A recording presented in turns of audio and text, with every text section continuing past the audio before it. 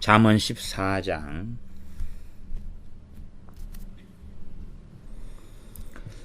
잠언 14장 13절부터 24절까지 제가 읽습니다. 웃을 때에도 마음에 슬픔이 있고 즐거움의 끝에도 근심이 있느니라.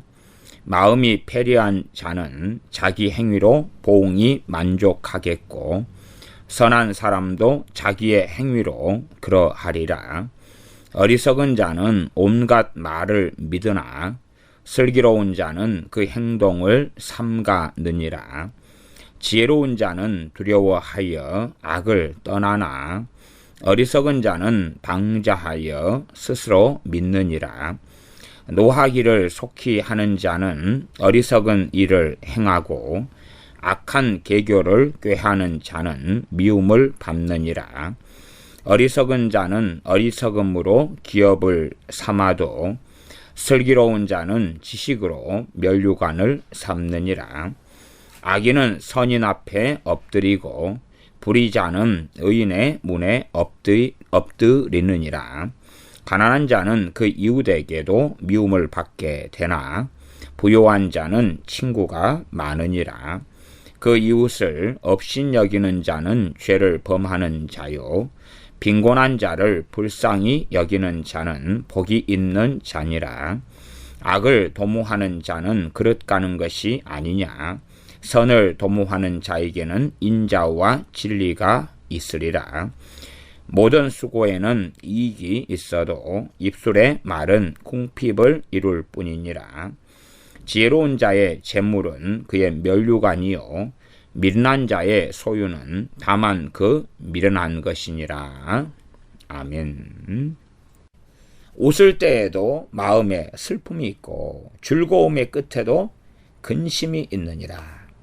이게 이제 10절과 연관되어지는 유사한 구절입니다. 14장 10절하고 연관되어지죠. 웃을 때에도 마음에 슬픔이 있다. 그러면 자기 개인에 대해서도 내가 막 즐겁다고 웃고 있지만은 마음에 슬픔이 있는 상태에서 웃는 경우도 아주 많습니다. 항상 그런 건 아니지만 이게 어떤 사람이 웃고 있다 해서 저 사람이 아이고 눈에 보기에 태평하게 보이고 아무렇지도 않게 우리 눈에 보일지 몰라도 실제로는 안 그런 사람은 너무 많고 또한 즐거움의 끝에도 근심이 있느니라. 저 사람이 이제 한참 현실의 근심을 다 잊어버리기 위해서 개그 콘서트를 보고 아니면 이 야구를 좋아해서 야구장에 가서 야구 시합을 보면서 내가 응원하는 팀이 이겼기 때문에 너무나 즐거워하는데 이제 다 끝날 때가 되면 끝에는 뭐가 생깁니까? 근심이 생기죠. 현실적인 문제, 다시 고통, 고난이 생각나는 거예요. 이 자식이 어떤 자녀가 영화관에 가서 자기가 좋아하는 프로를 다 봤다. 다 보고 난 다음에 이제 끝나니까 12시가 넘었어요. 청소년이. 그러니까 10시부터 2시간이 되는 영화를 막 볼 때는 이제 12시 끝나가지고 집에 들어가니까 그건 나중 일이니까 10시에 볼 때는 근심을 잊어버려요. 엄마한테 가서 아빠한테 가서 무슨 변명을 할까 잊어버려요.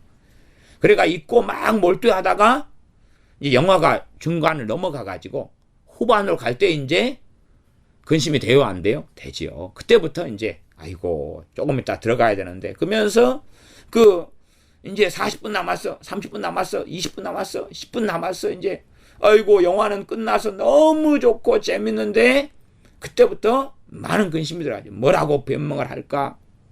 그런 것이 우리 인생사에 벌어지는 어떤 삶이기 때문에 우리가 다른 사람의 얼굴만 보고는 쉽게 판단하거나 쉽게 정죄하거나 쉽게 비난할 수가 없다는 사실이에요. 가령 부부가 살아가다 보면 남편에게 아내들이 뭐라고 말하면 남편은 그걸 무시할 때도 있고 성기를 낼 때도 있어요. 그러나 아내들은 그것을 액면 그대로 보지만 남편들이 무시하고 성기를 내는 것은 그 일에 관심이 없어서라기보다는 많은 경우는 두려워서 그렇습니다. 두려워서 그러기도 해요. 겁이 나서 그것을 더 알기가 싫어서 그런 것도 굉장히 많이 있어요. 그러니 그 남편의 마음속에 또한 아빠의 마음속에 뭐가 흘러가는지는 하나님은 정확히 아시지만 그 개인 당사자, 이 땅에서는 그런 사람들만이 사실은 제대로 알 수가 있어요. 그러지 우리가 쉽게 다른 사람의 그 즐거워하는 걸 보면서 야, 지금 이런 상황에서 웃음이 나와? 그러지만 그 사람이 웃는 게 아니라 그럴 수도 있다 그 말이에요. 야, 이런 13절의 말씀도 더 뒤에 후반까지는 다 이야기를 안 해주고 이제 접고 그냥 14절로 지나가겠습니다. 이것도 요리를 다 안 하고 지금 지나가는 것이에요. 왜냐하면 요리가 잘 되어지면 이제 우리 안에 회개가 사실은 일어나거든요. 말씀이 잘 설명이 되어지면 죄가 깨달아지고 회개가 일어나고 하나님을 더 많이 알게 되어져요. 그러나 13절 가지고는 제가 살짝 이렇게 데쳐가지고 끝나버렸어요. 데쳐가지고. 네, 그런 부분들이 여러분이 들으시면서 어떤 것이 말씀이 잘 강해되고 설명되고 설교가 되어지는 건가, 이런 것을 다 알아들으셔야 돼요. 그런 말씀을 잘 어떻게 되어진 게 잘 설교가 되어지고 말씀이 잘 강해되고 말씀이 잘 강론되어진 건지, 잘 가르쳐지고 설교가 되어지고 선포가 되어진 건지를 잘 알아듣는 지혜와 지각이 있으셔야 됩니다. 14절입니다. 마음이 패리한 자는 자기 행위로 보응이 만족하겠고 선한 사람도 자기의 행위로 그러하리라. 마음이 패리한 자는 자기 행위로 보응이 만족하다. 그 말은 마음이 패리하다. 여기 개정개혁판은 마음이 굽은 자, 그렇게 나왔습니다. 마음이 굽은 자는 자기 행위로 보응이 만족하다. 이게 만족하다는 단어가 들어가가지고 좀 그런데 이건 자기가 한 만큼 보응을 받는다, 이렇게 세번역 성경 번역했어요. 이게 마음이 삐뚤어진 사람, 굽은 사람, 삐뚤어진 사람, 타락한, 이렇게 번역하는 게 패려한 자라는, 패려한 이 단어입니다. 굽은, 삐뚤어진, 타락한, 그것이 마음이 패려한 뜻이에요. 의미예요. 요즘의 의미. 마음이 굽은, 삐뚤어진 사람은 자기 행위로 보응의 만족하겠고, 그 말은 보응을 받는다, 그 말이에요. 마음이 삐뚤어지면, 이게 마음이 삐뚤어진 사람들이 기도는 하겠죠. 기도는 해요. 그러나 그 기도가 응답이 받겠습니까? 아니면 기도한 것이 아니라 자기가 행동하고 산 것으로 보응을 받느냐, 그 말이에요. 이게 마음이 삐뚤어지는 사람이 기도를 어떻게 했다 그래서 그 응답을 받는 게 아니에요. 마음이 삐뚤어진 사람은 그 사람 행동으로 값을 지불하는 거예요. 그 사람 행동 때문에 무슨 일이 벌어지는가요? 왜? 하나님께서 이 땅의 통치자가 되기 때문에. 물론 하나님께 심판하시고 징계하시고 통치하시는 것이 어떤 사람에게는 이 땅 가운데 다 안 이루어지게끔 보이는 경우도 많이 있어요. 언제 그건 하나님의 주권이기 때문에 우리가 다 이해하고 알 수 없어요. 그러나 일반적으로는 알 수가 있어요. 말하자면 마음이 삐뚤어진 사람이 하나님을 더 깊이 알고 싶습니다. 그래도 그 기도에 하나님 응답하지 않는다는 사실이에요. 마음이 삐뚤어진 사람이 받는 보응은 뭐냐 그러면, 첫째는 하나님과는 멀어져요. 세상에서는 성공할 수 있어요. 그러나 하나님 앞에서는 성공할 수 없어요. 하나님과 바른 관계에서 성령 충만한 삶을 구해도 받을 수가 없고 살 수가 없어요. 마음이 삐뚤어지면 하나님에 대해 뭐 하겠어요? 원망하고 불신앙하고 분노하고 그러겠죠. 삐뚤어진 자의 일반적인 모습입니다. 이건 하나님 백성에 대한 이야기. 잠언은 하나님 백성에 대한 이야기라고 제가 계속 강조해 오고 있습니다. 신자와 불신자에 대한 이야기가 아니라 이스라엘이라는 하나님 백성들, 또한 지금 시대에는 우리 주 예수님을 통하여 하나님 백성으로 들어온 이방인들까지 다 포함한 것입니다. 마음이 패려한 자, 굽은 자, 삐뚤어진 자, 타락한 자는 자기 행위로 보응이 만족하다, 보응을 받는다. 신약 성경에 반복되는 거죠. 자기 행위로 자기 행위의 열매를 먹으리라 하는 게 반복되어 있습니다. 선한 사람도 자기 행위로 그러하리라. 선한 사람도 자기가 한 만큼 보응을 받는다. 이게 로마서 같은 말씀에도 반복되지 않습니까? 주님께서도 반복하셨습니다. 반복한 이야기. 여기에는 기도가 들어올 틈은 별로 없는 거예요. 선한 사람이 혹은 마음에 굽은 사람이 상관없이 아무나 기도만 하면 그에 대한 응답을 받는다. 그런 것이 요즘 현대적인 많은 사람이 믿고자 하는 거예요. 그러나 그거하고 상관이 없어요. 그래서 선한 사람은 그 사람의 선한 행동으로 하나님께 보응을 받고, 마음이 굽은 사람은 그 사람의 굽은 그 행동으로 하나님께 보응을 받는다 그 말이에요.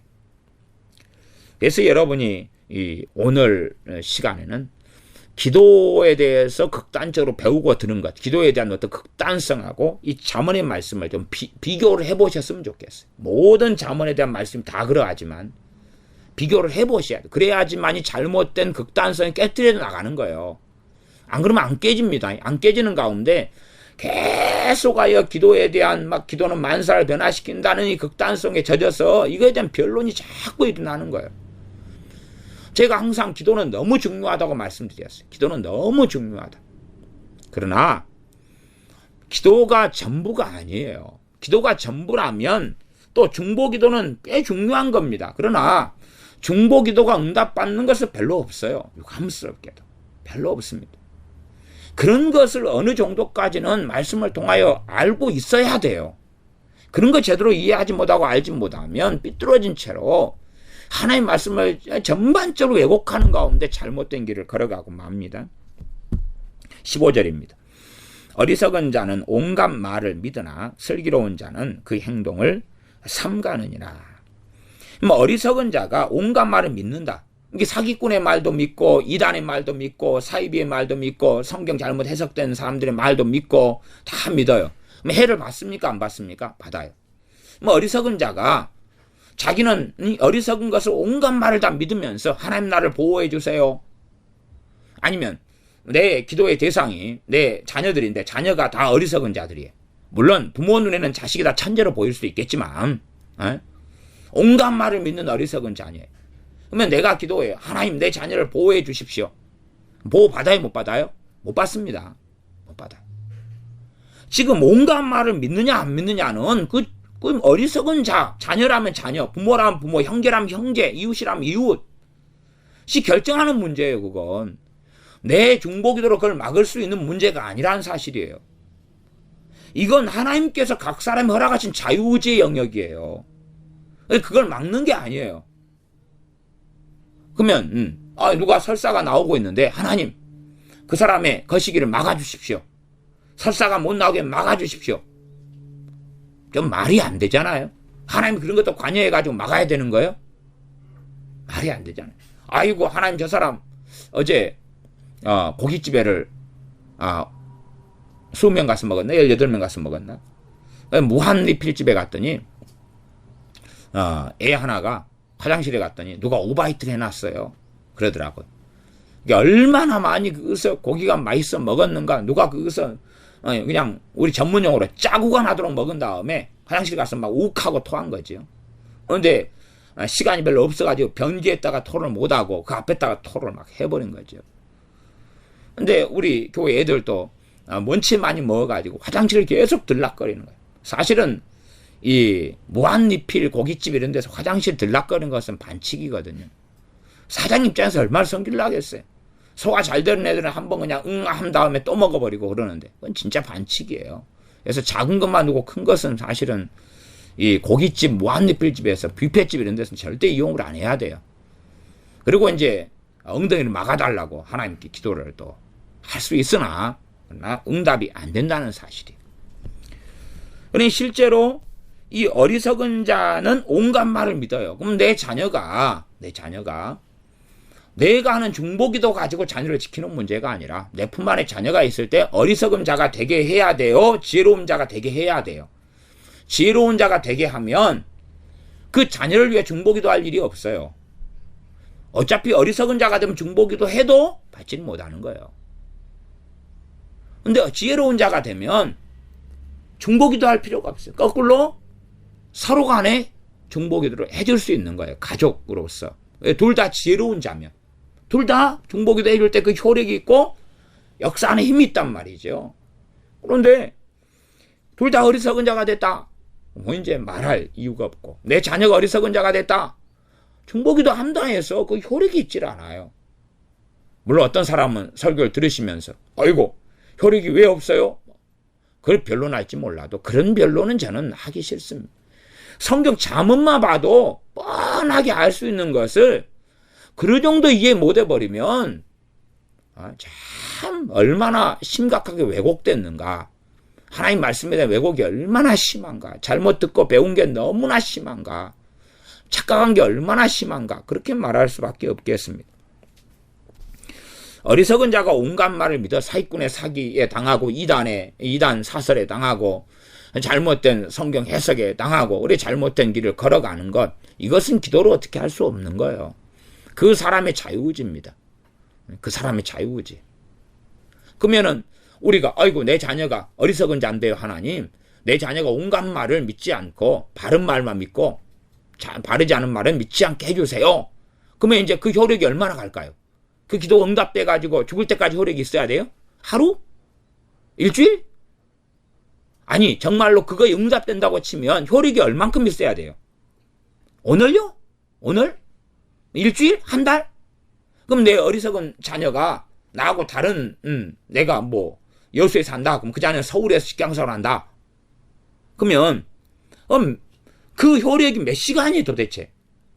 하나님 내 자녀가 온갖 말을 잘못된 온갖 말을 믿지 않도록 해 주십시오. 그러면 그 기도 효력이 몇 시간이 돼야 돼요? 4시간이다. 그러면 밤 12시에 기도하면 잠자는 동안에는 뭐 잘못된 말 안 믿을 테니까 효력이 없을 거고, 뭐 생활하면서 사고 칠 때니까 뭐 주식 막 해야 된다, 투자해야 된다, 너 어느 주식이 너무 좋다, 돈 벌었다, 그렇게 현혹돼 가지고 완전히 다 그냥 망해버려, 패가 망신해 버리면 그 말을 안 믿으려면 자식이 사고 칠 때 전화합니까 안 합니까? 안 하죠. 뭔가 빠졌을 때 전화 안 해요. 그러면 내가 언제 기도를 해야 돼? 그게 효력이 있으려면 도대체가 4시간 효력이 있나요? 하루? 24시간? 한 번 기도하면 한 달? 한 번 기도하면 일주일? 한 번 기도하면 1년짜리? 1년짜리는 편하겠죠. 연초에 그냥 자식에게 필요한 기도 제목을 100가지 1000가지는 해버리면 될 거 아니에요. 1년 유효기간이면. 그런 건 없어요. 그게 이루어지지 않기 때문에 그래요. 아니 스스로 그 기도가 이루어진다. 내 자녀 어리석은 자가 온갖 말 잘못된 말을 믿지 않게 주시옵소서 하루하고 생각하는 사람은 매일 한 번씩 그 기도를 해야 될 거예요. 지켜달라고. 하루 유효기간이다. 일주일이 유효기간이다. 그럼 일주일마다 한 번씩 해야 돼요. 한 달이 유효기간이다. 그럼 한 달마다 꼭 해야 되죠. 응? 10년 유효기간이다. 그러면 10년만 한 번 하면 되니까 간단하겠네. 근데 자기 죽은 다음에 어떻게 할 거야? 내가 자식 시키려면 하나님 나보다 먼저 자식 죽게 해주세요. 자기가 지키다가 이제 자기 가면 되잖아요. 자기가 어리석은 사람은 자기는 누가 지키나요? 그러니 이런 건 기도로 되는 문제가 아니에요. 그래서 자녀를 지혜로운 자로 지혜자로 양육하라고 하나님 말씀하고 계시는 것일 뿐인 거예요. 이 많은 사람들 자녀를 위해서 막 이루어질 줄로 생각하고 온갖 기도를 하지만 왜 온갖 기도를 하겠어요? 이미 스스로 어리석은 자가 되어서 어리석은 말을 믿고 있기 때문에 그러는 거죠. 믿고 있기 때문에. 어리석지. 어리석은 자는 온갖 말을 믿으나 슬기로운 자는 그 행동을 삼가느니라. 슬기로운 사람은 행동을 삼가한다 그런 거예요. 삼가한다. 어리석은 사람 온갖 말을 믿는다. 행동을 삼가한다 그랬죠. 어리석은 자가 중보기도 한다. 어리석은 자가 하나님 나를 온갖 시험에서 문제에서 다 건져주시옵소서 그리고 끝난다 그런 게 아니에요. 주님의 기도에 시험에 들게 하지 마옵시고가 있어요. 다만 악에서 구하옵소서 건져주시옵소서가 있어요. 그러나 그 기도만 한 채 자기 행동을 삼가야 되는 것을 안 하면서 그 기도가 이루어질 거라 하면 이상한 사람이죠. 우리의 기도하고 우리의 삶은 함께 가서 동역하는 거예요. 우리의 기도와 우리의 삶은 함께 가면서 협력하고 상호 보완의 관계에 있는 것입니다. 자동차가 요즘에 전기 자동차 있으면 전기 없이 자동차 안 가고 휘발유 자동차 있으면 휘발유하고 자동차가 함께 보완이에요. 보완. 함께 해야 되는 협력. 그것처럼 기도가 있어도 그 기도하는 사람이 어떤 사람인가 하고 함께 가는 거예요. 그 기도하는 사람이 하나님을 경외하는 사람인가, 믿음의 사람인가, 또한 하나님 앞에 통회하는 사람인가, 하나님 앞에서 정말 하나님 앞에서 마음이 상한 자인가, 세상적으로 육적으로 정욕적으로 마음이 상한 거 말고요. 계속 봅니다. 16절 지혜로운 자는 두려워하여 악을 떠나나 어리석은 자는 방자하여 스스로 믿느니라. 지혜로운 사람은 두려워해서 누구를 두려워합니까? 하나님을 두려워하죠. 그래서 악을 떠난다 그 말이에요. 악을 떠난다. 악을 떠난다. 그러니까 악을 떠난다 해도 크게 두 가지 의미가 있을 거예요. 아무리 지혜로운 자에도 완전 무결한 삶을 사는 게 아니기 때문에 이 지혜로운 자가 점점점 변화돼 가는 길을 걸어간다 그 말이죠. 어떤 악을 떠나는 데 시간이 좀 걸리고 어떤 악은 빨리 신속하게 정리할 수 있기도 할 거예요. 그 다음 또 하나는 이 지혜로운 자는 악을 떠난다 그 말이 악에게 나아가는 삶을 살지 않는다 그 말이. 악에 물들어가고 나아가는 삶이 아니라 악을 정리해가는 삶. 악에는 많은 종류의 악이 있겠죠. 어리석은 자는 방자하여 스스로 믿는다. 방자하다는 말은 일반적으로 굉장히 성급하다. 또 자기 멋대로다. 이런 의미들을 가지고 있습니다. 그러니까 어리석은 자는 성급하고 성급하게 이제 이 스스로를 믿는 거죠. 자기 확신이 강한 거예요. 어리석은 자는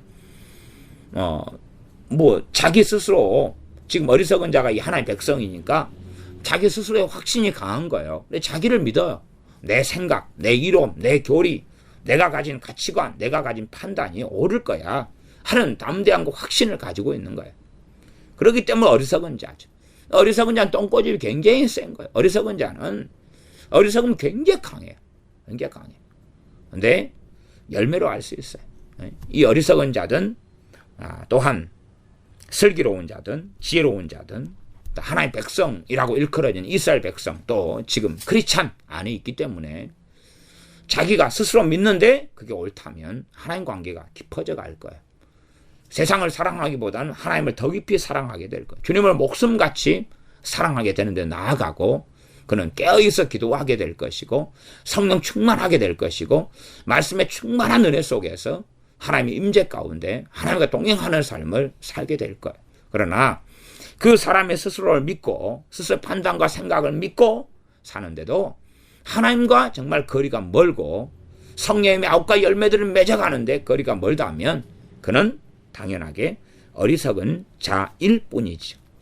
17절입니다. 노하기를 속히 하는 자는 어리석은 일을 행하고 악한 계교를 꾀하는 자는 미움을 받느니라.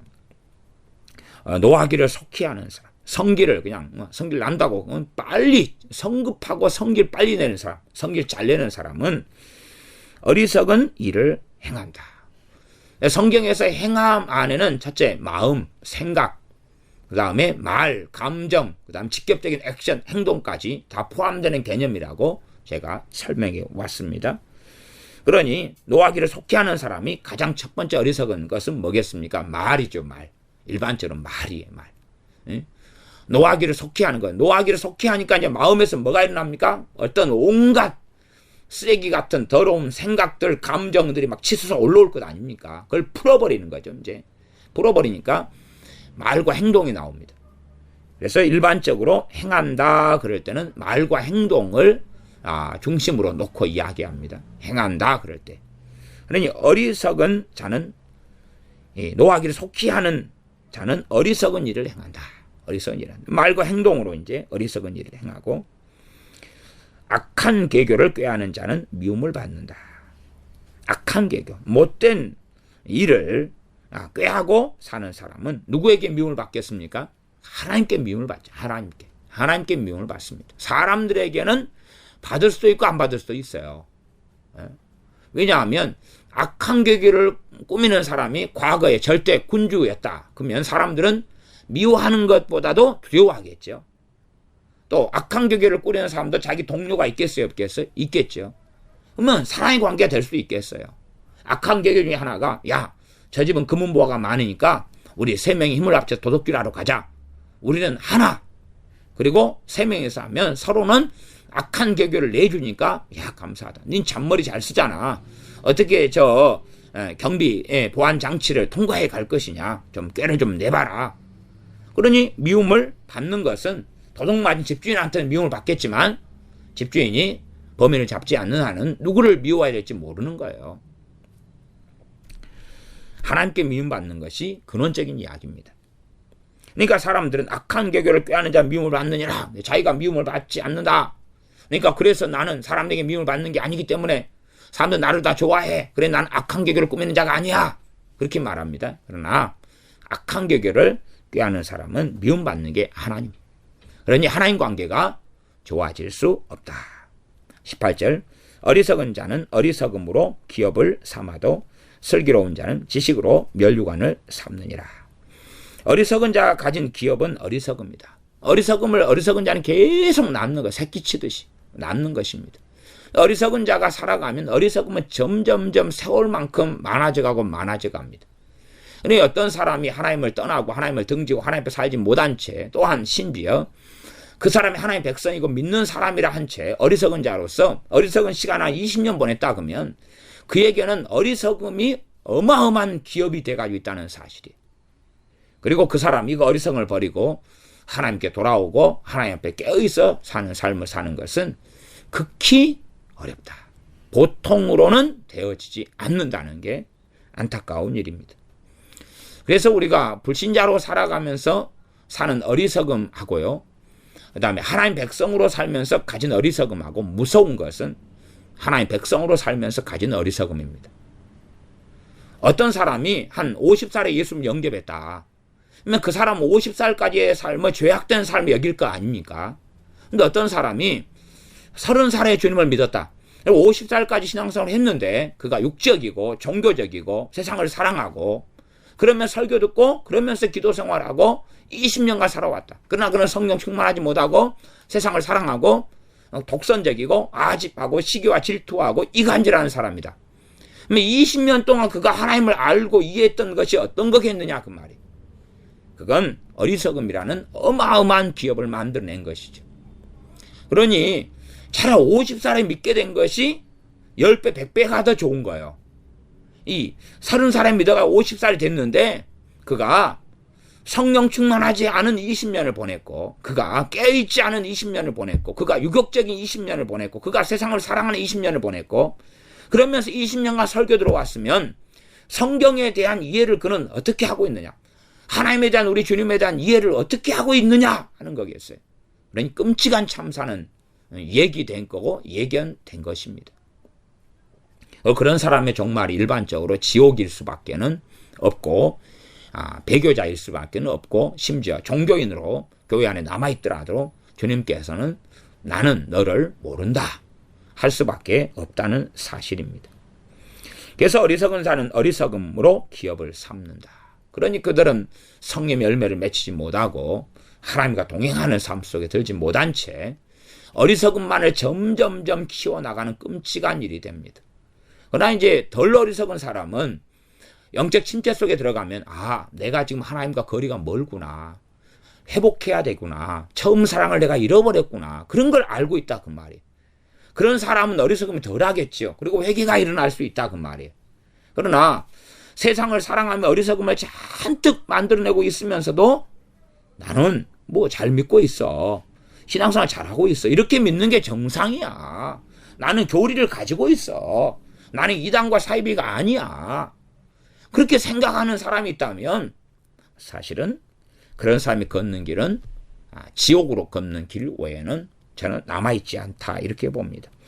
슬기로운 자는 지식으로 면류관을 삼느니라. 슬기로운 자는 지식을 구합니다. 지식은 하나님을 아는 지식, 그리스도를 아는 지식, 성령을 아는 지식, 진리를 아는 지식이에요. 세상의 지식이 아닙니다. 세상 컴퓨터 지식 이 땅에서는 중요합니다. 그러나 하나님의 나라에 가서 컴퓨터 지식은 가치가 없습니다. 가치가 없어요. 자동차 지식 이 땅에서는 중요합니다. 천국 가서도 자동차 엔진 만지고 기름 집어넣고 그러고 있을 것 같습니까? 필요가 없습니다. 필요가 없어요.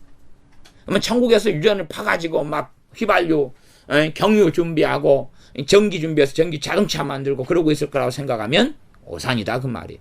이 땅을 살면서 잠깐인 거예요. 그러지 뭐 하나님 나라에 먼저 간 모세 할아버지가 지금 자동차 운전하고 천국에 돌아다니고 있을 것 같습니까? 그럴 턱이 없다는 사실이에요.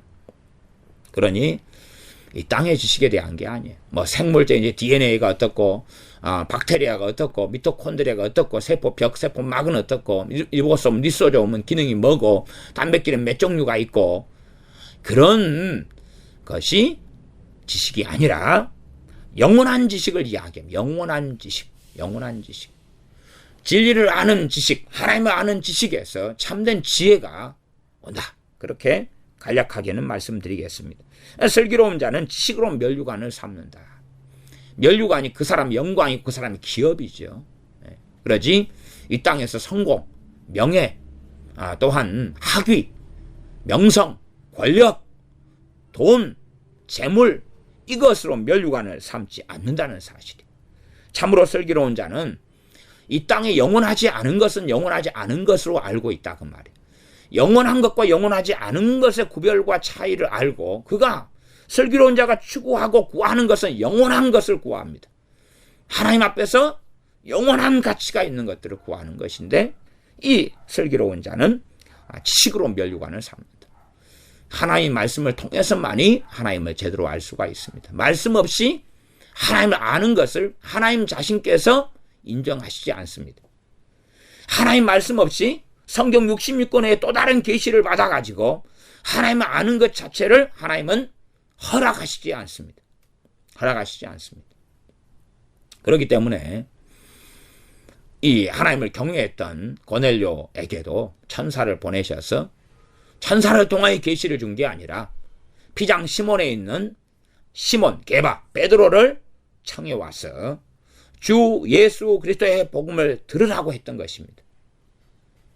사람들은 특별한 계시, 성경 66권 외에 또 다른 계시를 받는다고 착각하지만 그러나 그런 것은 없습니다. 물론 제가 성경 66권 외에 성경을 기록하는 계시하고 성령님께서 깨닫게 하시고 알게 해주시는 신학적으로는 조명이라고 말하는 계시가 없다 그런 건 아니에요. 그런 계시에 대한 용어 가지고 말장난하는 것을 저는 별로 좋아하지 않습니다. 그러나 말씀 66권을 벗어난 계시는 없습니다. 그러니 하나님 말씀에 무관심한 사람이 하나님을 알게 될 수는 없습니다. 하나님 말씀을 가지고 하나님은 자신을 계시하시는 분이신 것은 결코 변하지 않습니다. 그러니 하나님 말씀에 무관심한 채로 음성 듣기를 좋아하는 사람들이 걷는 길은 귀신을 따르는 길 외에는 남는 길이 없습니다. 하나님 말씀을 기뻐하고 사랑하지 않으면서 음성 듣기를 통해서 뭔가를 깨닫고 듣고 알려는 사람의 걷는 길은 마귀적인 길, 미혹의 길 말고는 그 외길 말고는 남는 길은 없습니다. 참된 슬기로운 자는 지식으로 진리를 아는 지식이죠. 하나님을 아는 지식이죠. 면류관을 삼느니라. 19절 악인은 선인 앞에 엎드리고 불의자는 의인의 문에 엎드리느니라. 악인은 결국은 선인 앞에 엎드릴 수밖에 없다. 물론 이것이 이 땅에서 일부는 이루어질 수 있겠습니다. 그러나 절대적으로는 나중에 하나님 앞에서 천년왕국에 대한 이야기 경우에는 너희는 10고을의 권세를 차지하라. 그리고 정말 하나님께 인정받는 어떤 사람들이 요한계시록에 등장하는 어떤 사람들이 주님과 그리스도와 함께 1000년 동안 왕노릇하는 이야기가 나와 있습니다. 그래서 이 19절 말씀 같은 경우도 도대체 어떻게 이루어지고 어떻게 이게 진리의 말씀이 되느냐 하는 해석의 난점은 상당히 많이 가지고 있는 말씀이어서 19절은 설명하는 게 난해하고 복잡하기 때문에 대강 넘기겠습니다. 결과로는 그렇죠. 이 불의자나 악인이 아무리 잘 먹고 잘 산다 해도 그걸 부러워할 문제가 아니다는 거예요. 그것은 이 땅에 사는 동안에 잠깐의 문제이기 때문에 하나님 앞에 선인, 선한 자, 또 의인, 의로운 자가 되는 게 하나님께 가치가 있다는 이야기 결과적으로는. 그까지만 이야기하겠습니다. 20절입니다. 가난한 자는 그 이웃에게도 미움을 받게 되나 부요한 자는 친구가 많으니라. 일반적으로 가난한 사람을 항상 도와달라고 달라고 하기 때문에 그 이웃도 어느 때가 되면 지겨워지고 싫어지게 되겠지요. 항상 가난한 자를 생각해 달라고 성경은 말씀해도 일반적으로는 가난한 자에 대하여 사람들이 일반적으로 가난한 자를 조금 도와준다 해서 가난을 벗어나는 게 아니잖아요. 계속 도와줘야 할 문제니까. 심지어 그 부모의 깊은 병, 오래된 병에서는 효자 없다 그런 이야기도 있습니다. 이 부모가 1년, 2년 사시면서 똥오줌 가려내는 경우는 돌봐주지만 그 20년째 된다면 이제 자녀들도 지겨워하겠죠. 힘들어하겠죠.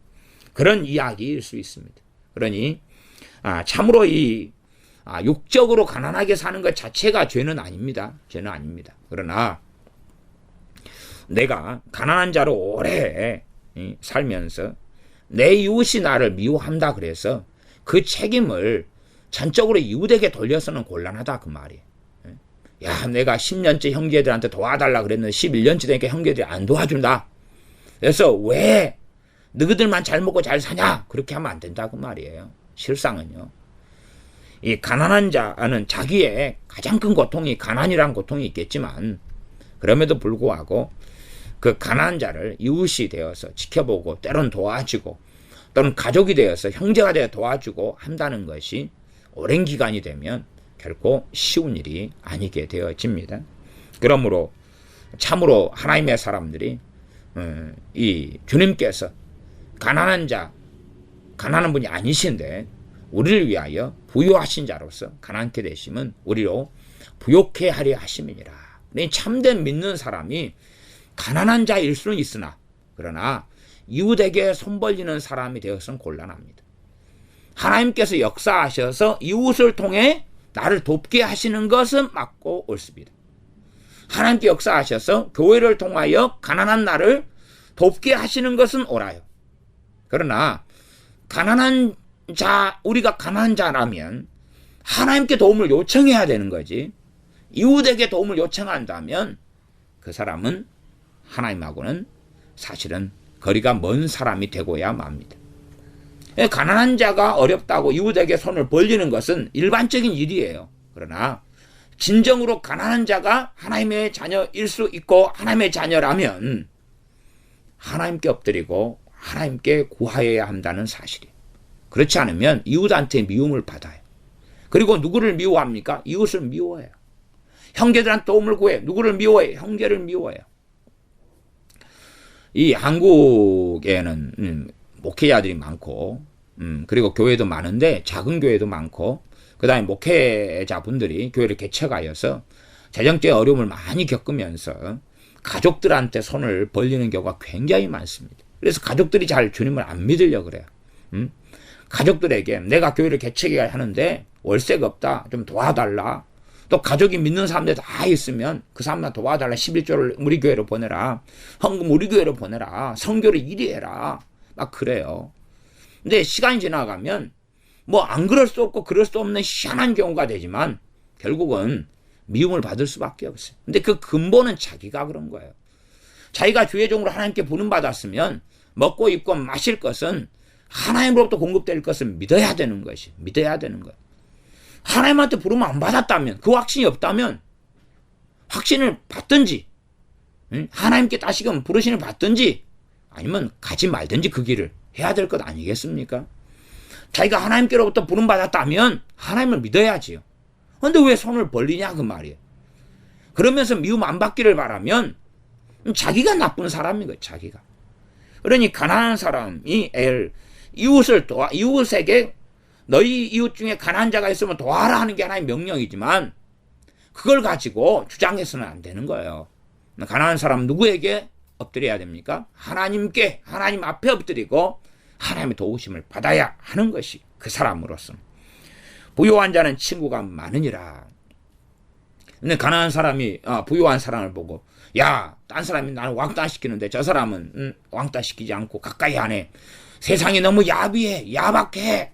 그러면 안 된다는 사실이에요. 안 된다는 사실. 그런 걸 보고 시기 질투해서도 곤란한 것이. 곤란해. 본래 부요한 자가 왜 친구가 많겠습니까? 가난한 나는 친구가 적다. 사람이 이웃도 나를 꺼린다. 나는 베풀어 주는 게 없으니까. 그러나 부요한 사람 왜 친구가 많습니까? 그 사람은 어디 밥집에 가면 내가 쏘겠다. 그러면 얻어먹으려고라도 친구가 많지. 자기라도 친구가 되고 싶을 거 아닙니까? 가난한 내가 고기 사 먹을 돈이 없는데 부자인 저 친구가 야 오늘 그냥 삼겹살 쏜다. 그러면은 자기도 친구가 되고 싶어 할 거면서. 그러니 이 부요한 자는 친구가 많을 수밖에 없어요. 왜 많겠습니까? 돈을 쓰니까 그러는 거예요. 돈을 쓰니까. 부요한 자가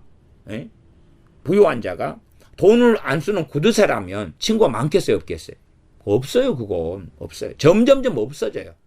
대신에 부유한 자가 권력을 가지고 있으면 무서워가지고 친한 척은 해요. 친구는 아니어도 친한 척은 해요.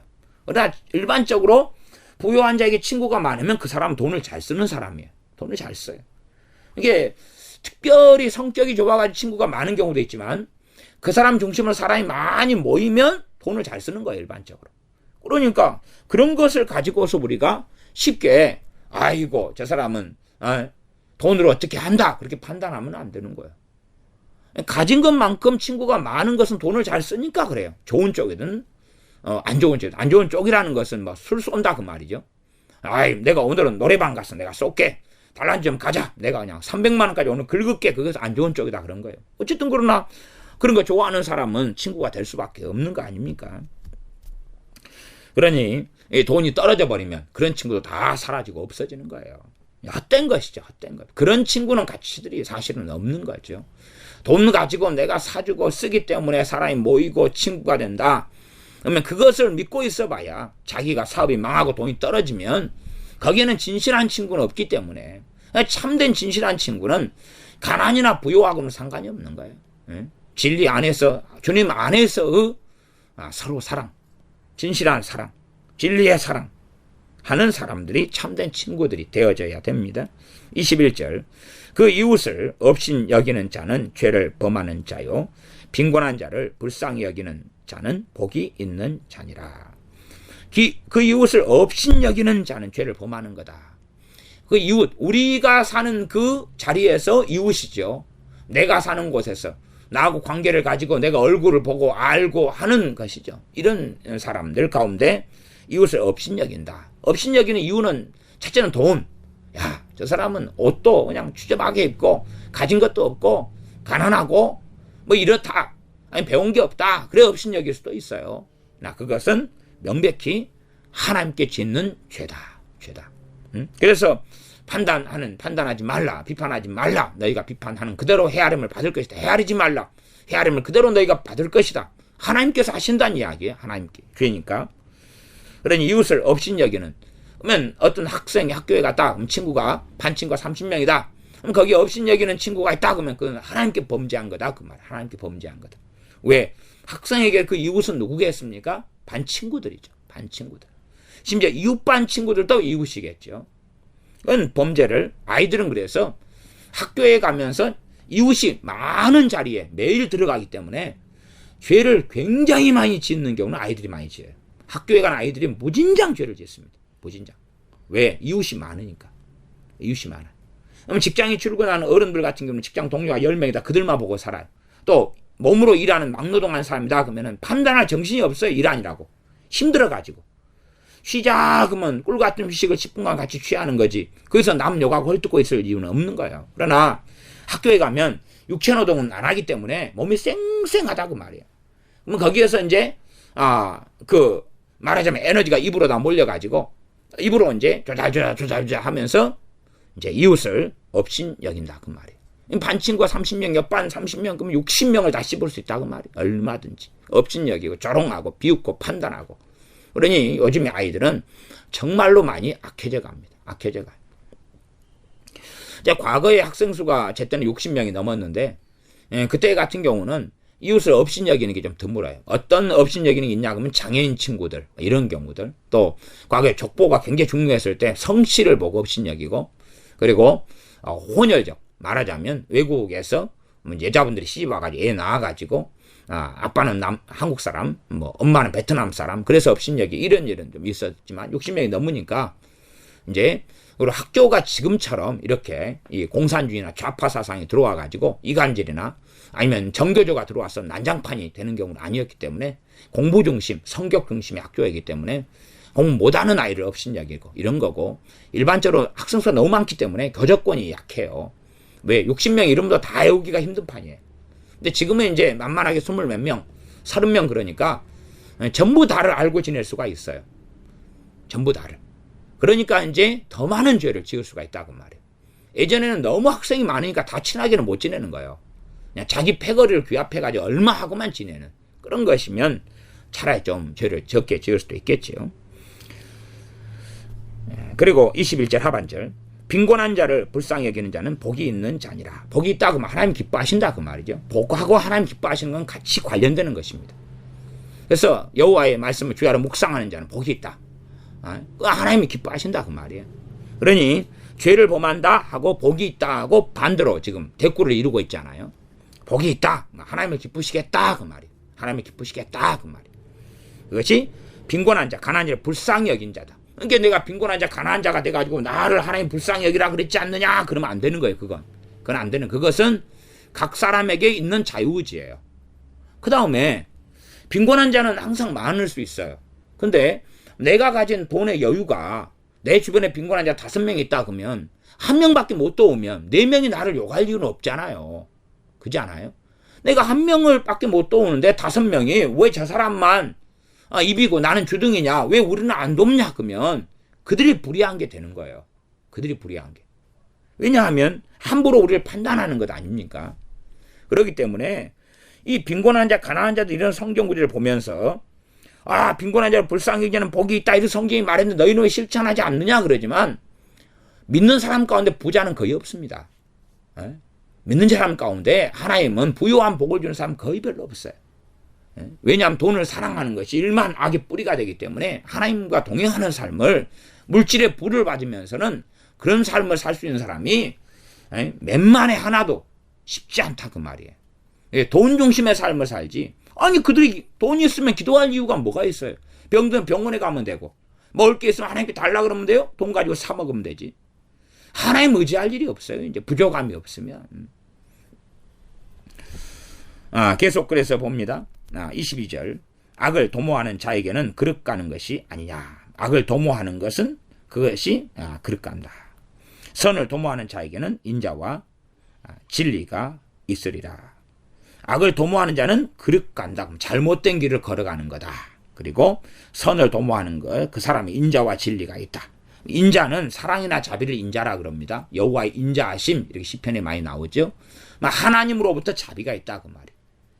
선한 일을 도모하는 사람, 선한 일을 꾀하는 사람, 선한 일을 이루려는 사람에게는 인자, 하나님의 사랑이 있고 하나님의 자비가 있다 그 말이에요. 그러니까 어떤 사람이 악을 도모하면서 기도를 많이 한다고 하나님의 인자하심이 있는 게 아니에요.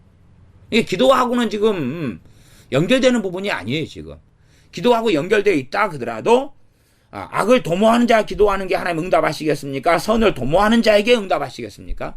선을 도모하는 자하고 기도하고 맞아야 되는 거예요. 그러니까 선을 도모하는 자에게 인자와 진리가 있으니까 선을 도모하는 자가 기도를 더하면 인자는 사랑과 자비, 하나님의 사랑 자비, 하나님의 사랑과 자비가 기도 응답으로 더 많이 오는 것이고, 그 다음에 진리가 있으라 그러니까 진리의 능력, 말씀 능력이 나타나고, 또한 하나님께서 이 진리를 첫째는 하나님 말씀, 진리, 두 번째는 진실함, 이것들 이야기하기도 합니다. 그러나 저는 이제 진리라는 측면에 좀 더 포인트를 개역성경상으로 두고 있습니다. 그래서 하나님의 인자하심 자비가 있고 난 진리가 있다 그 말은 진리를 가지게 해주고 소유하게 해주고 말씀을 깨닫게 해주고 말씀 위에 굳건히 서게 해준다 이런 거지. 선을 도모하는 것. 참된 선은 하나님으로부터 나오고 하나님을 기뻐하시는 것이 참된 선입니다. 그래서 성령의 열매 가운데 하나가 양선이라는 게 선함이 있습니다. 23절. 모든 수고에는 이익이 있어도 입술의 말은 궁핍을 이룰 뿐이니라. 모든 수고, 바른 수고를 이야기하죠. 농사를 짓는다, 또 짐을 나른다, 이삿짐을 나른다, 그거 다 이익이 있죠. 그러나 입술의 말은 뭐냐? 말만 한다 그 말, 말만 한다. 그러지 이것을 말하는 직업으로 하면 안 되죠. 말한 직업이 변호사, 그럼 변호사가 막 변호를 하면 이익이 있잖아요. 그 다음에 상담자가 말만 해도 이익이 있잖아요. 그런데 입술의 말은 그 말은 그냥 말만 하고 행동하지 않는 것은 궁핍을 이룰 뿐이다. 그 말. 배고프다 그러놓고 밥을 안 먹어요. 배고프잖아요. 그 이야기예요. 똥 마렸다 그러고 화장실에 안 가요. 그러면 이제 궁핍을 이룬다는 것이 그에 대한 어려움과 곤란과 공경에 처하는 것이죠. 그러니까 말만 하는 사람이 되어서는 안 되고 수고를 해야 된다 그 말이에요. 그러니까 제가 기도와 행함에 대해서도 이야기하면 기도만 하고 움직이질 않아요. 자기가 움직여야 될 것을 뭘 해버려요? 하나님한테 떠넘기는 식의 기도하는 사람이 지금 시대는 너무나 많습니다. 말하자면 자녀를 이렇게 너희가 키우라 그렇게 성경에 말씀했는데 하나님이 키우세요. 하나님이 키우세요. 그럼 공핍이 이룬다. 그러면 자녀가 엉망이 된다. 그 말이죠. 엉망이 된다. 네, 처달을 참아하지 않는 자는 자식을 미워하는 거다. 하나님이 처달하세요. 야, 네가 낳았잖아. 네 정욕으로 네가 낳아놓고 나한테 키우라 그러냐? 내 말에 너가 순종해야 돼. 아니요, 하나님이 키우세요. 패스. 내가 토스해드릴게요, 하나님. 그렇게 기도를 통해 말만 하는 사람들이 지금은 너무나 많습니다. 너무 많아요. 그리고 그것을 이제 말만 하는 거 사람들이 좋아해요. 여자들도 얼마나 말만 하는 게 좋아합니까? 그러니 그걸 기도나 중보기도라는 단어로 만들어주는 거예요. 당신들 말 많잖아요. 그러니까 하나님 앞에서 맨날 말하세요. 그건 다 이루어질 거예요. 말만 하면 궁핍을 이룬다. 이게 하나님의 말씀에 대해, 주님의 말씀에 주님께서 기도로 이걸 하라 그랬나요? 말씀을 듣고 실천하라 그랬나요? 말씀을 듣고 실천하라 그랬잖아요. 내 말을 듣고 행하는 자, 행치 않는 자, 머리 위에 집을 지은 자, 반석 위에 집을 지은 자, 그렇게 말씀했어요. 주님의 말씀을 듣고 행치 않는 자는 머리 위에 집을 지은 자고, 주님의 말씀 듣고 준행하는 자, 행하는 자는 반석 위에 집을 지은 사람이다. 그래서 창수가 나고 홍수가 나고 비바람이 쳐도 무너지지 않고, 창수가 나고 비바람이 치면 무너짐이 심하다. 그런데 사람들은 하나님 말씀대로, 주님 말씀대로 살 마음이 없는 사람들이 너무 많아요. 무관심해. 나는 몰라. 나는 기도 사명이지 말씀 사명이 아니야. 난 기도만 하면 되지. 성경 나이 몰라. 주님만 사랑하면 되지. 그런 사람 많아요. 복음이면 충분하다. 거짓말입니다. 구원 없는 데는 복음으로 충분합니다. 그러나 하나님을 아는 데는 복음이 중심이지만, 그러면 자동차 엔진만으로 갑니까? 엔진만 있으면 자동차가 충분한 거예요? 바퀴는 없어도 돼요? 기름은 없어도 돼요? 사람들이 참 그럴듯한 이상한 말 듣기를 좋아합니다. 하나님 말씀 66권을 가운데 우리는 서야 되고 그 말씀을 순종해야 되는 겁니다. 입술의 말은 궁핍을 이룰 뿐이니라. 기도만 막 하면서 하나님께서 명령하신 걸 행치 않으면 궁핍, 나중에 어떤 궁핍입니까? 하나님을 모르게 돼버리는 거예요. 하나님에 대해서 이상한 오해 곡개 속에 들어가 버리는 거예요. 영적으로 하나님 관계가 멀어져 버리는 거예요. 그런 궁핍은 가장 근원적인 무서운 궁핍이 됩니다. 24절, 지혜로운 자의 재물은 그의 면류관이요 미련한 자의 소유는 다만 그 미련한 것이니라. 지혜로운 자의 재물, 지혜로운 자가 재물을 가지고 있으면 그게 그의 면류관이 되죠. 왜? 지혜로운 자는 그의 재물을 하나님 뜻에 따라서 바르게 사용하기 때문에 하나님께서 그에게 영광의 면류관을 씌워주게 됩니다. 그러나 미련한 자의 소유는, 미련한 자가 소유를 가지고 있어요. 앞에 대꾸로 이루어서 재물을 가지고 있다고 합시다. 그러면 그 미련한 자의 소유를 가지고 재물을 가지고 미련한 자는 미련한 일을 하지요. 죄된 일을 한다 그 말이. 결과는 미련한 것만 가득 거두게 되는 거예요. 가두게 되는 거예요. 그러니 심판만 재물이 많은 만큼 받게 되는 거죠. 지혜로운 자는 재물이 많으면 그걸 하나님 뜻 안에서 바르게 사용하니까 상급만 많이 받게 돼. 재물이 많을수록. 그러나 미련한 자는 재물이 많을수록 죄를 어마어마하게 재물만큼 짓는 거예요. 그래서 미련한 자는 소유가 없이 그냥 굶어 죽는 게 딱 좋고 죄를 적게 짓고 가는 거고, 지혜로운 자는 자기의 지혜 분량이 맞추어서 감당할 만큼 재물을 하나님께 구하고 얻어서 이것을 가지고 청지기, 선한 재물의 청지기가 되어져서 하나님의 영광을 위하여 살면서 그의 면류관을 마련해야 됩니다. 기도하겠습니다.